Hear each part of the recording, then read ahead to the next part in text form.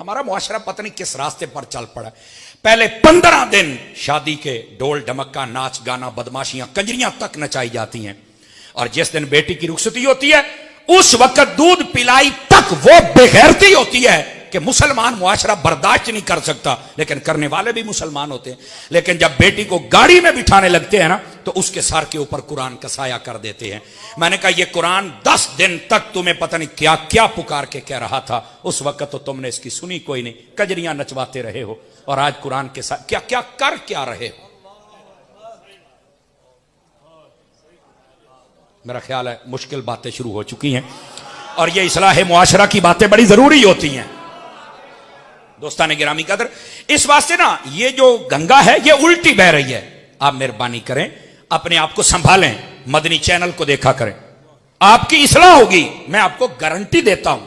अब देखें तो सही ना, मेरे कहने पर 1 घंटा देखना शुरू कर दें, 1 घंटे के बाद बेशक उठ जाएं, और अगर बिठाने वाले बिठा लें तो फिर बैठे रहना। भाई देखें तो सही ना आप, फिर आपको पता चलेगा इस्लाह किस चीज का नाम है। गिरामी कदर हज़रात, मुझे पता है जैसी मैं तकरीर कर रहा हूं ना, इसमें तो लोग सुभान अल्लाह कहना भी छोड़ जाते हैं। हाँ, और मुझे वो लच्छेदार तकरीरें आती हैं कि आप सारे जेब में नोट लेके ऐसे ऐसे फेंको। उनको क्या करना जब हम अपना मन ही खाली लेके जाएंगे।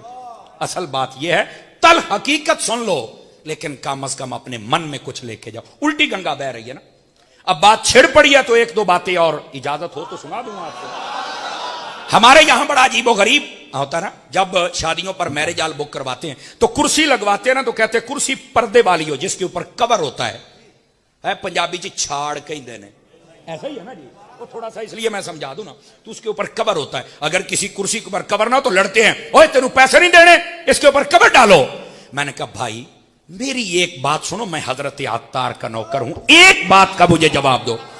कुर्सी तो पर्दे वाली है, इन कुर्सियों पर जो औरतें बैठी हैं वो तो बेपर्दा हैं, तुम्हें शर्म नहीं आती? कुर्सी को पर्दा करवाते हो, बिठाने वाली बेपर्दा है। मेरा ख्याल है या मैं समझा नहीं सका या फिर आप पहुंच गए हैं। कुर्सी ने पर्दा किया हुआ है। चलो अगर ये भी नहीं समझे तो थोड़ा सा आगे चल पड़ते हैं। गाड़ी लेते हैं 30 लाख की, उसके ऊपर कवर डालते हैं, दुकान पे खड़ी हुई कवर दे दिया, घर कवर दे दिया, जहां गए जल्दी ऊपर भी कपड़ा दे दो इसके, देते हैं ना गाड़ी कवर। उसी के अंदर अपनी बीवी बिठा के जाता है, बाल खुले हुए, कोई कवर शवर नहीं, बल्कि जो एरिए कवर करने वाले होते हैं वो भी खुले होते हैं, पूछने वाला ही कोई नहीं। मैंने कहा बता गाड़ी कीमती है या तेरी इज्जत कीमती है? कहता कीमती तो इज्जत है। तो मैंने कहा फिर बता मैं तुझे क्या यहां लकब दूं, कमीना कहूं, बेहया, बेगैरत, इंटरनेशनल कमीना, क्या कहूं? यह फैसला उस बंदे ने खुद करना है। जे तेरी इज्जत है वो नंगे घुमा रहा है और 30 लाख के ऊपर कपड़ा दे रहा है, हया कर, उसे पर्दा करवा जिसे पर्दा करवाने के लिए खुदा और मुस्तफा ने कहा। तवज्जो है कि कोई नहीं आप सभी हजरात? अल्लाह आपको खैर बरकत दे। ये उल्टी गंगा बह रही है। और ये नौजवान हजरात तवज्जो करें ना मेरी तरफ, आप सभी हजरात जितने बैठे हैं, और रात 12 बजे दुकान बंद करते, सवेरे 12 बजे उठ के आते हैं। तवज्जो है या मेरी तरफ देखें प्लीज, मैं सबक भूल जाता हूं। रात सुबह 12 बजे, 11 बजे, सुबह 10 बजे खोली तो रात 10 बजे चल के सो गए, फजर कोई नहीं पढ़ते, और रात 1 घंटे के लिए जिम में जाता है, मैं 90 किलो वजन उठा लेता हूं। मैंने कहा भाई जाहिल, 90 किलो वजन उठाने तू क्या कहेगा? ये डोले बनाता है ना, किसके लिए? 2 ही सूरतें होती हैं, या तो खुद तकब्बुर में आ जाता कि मैं बदमाश हूं, या फिर बसा औकात डोले सर्दियों में भी ना यहां कट शर्ट पहन लेते हैं और मां बाप के सामने भी ऐसे बैठते हैं ताकि डोले शोले देखकर वो भी कोई बात ना कर सकें।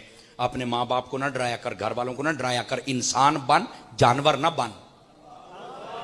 समझ आ रही है ना? बातें थोड़ी सी मुश्किल हैं लेकिन अब कबूल कीजिएगा। सियाने कहते गल पे ढोल तो खड़काना पैना, जी हम आया तो सुननिया तो पहुंचण। लेकिन मैं जो तबसरा कर रहा हूं ना इसको समझिएगा। अगर तो डोले इसलिए बना रहे हैं कि पता चले मैं बड़ा जिसके साथ जी किया, झगड़ा किया, घर में भी आप जनाब फिरौनी बने हुए हैं, कोई फायदा नहीं है। दूसरी बात, आप कहते हैं कि मैं 90 किलो वजन उठा लेता हूं और क्या मैं बड़ा जवान हूं? अब मैंने कहा बेवकूफ, तेरी जवानी का तब पता चलेगा जब फजर के वक्त तू सिर्फ आधे किलो का कंबल अपने से हटा के दूर करेगा।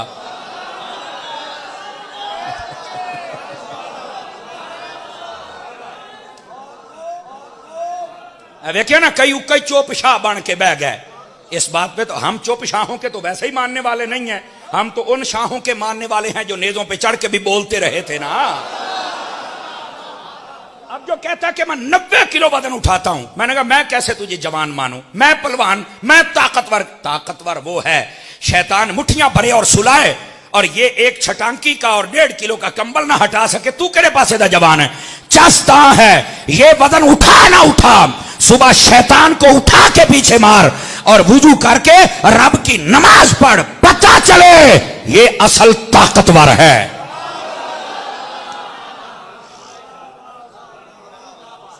तवज्जो है कि कोई नहीं आप हज़रात। तो भाई असल ताकतवर तो वो है ना कि जो फजर के वक्त अपना कंबल उतार लेता है। तो जैसे उतरता ही नहीं, तू 90 किलो चौक के की कीता होए। मेरे दोस्त, मेरे भाई, मेरे अहबाब, इस वास्ते आपने जो असली मनसब है ना, जो हमारा काम है, उसको समझिए।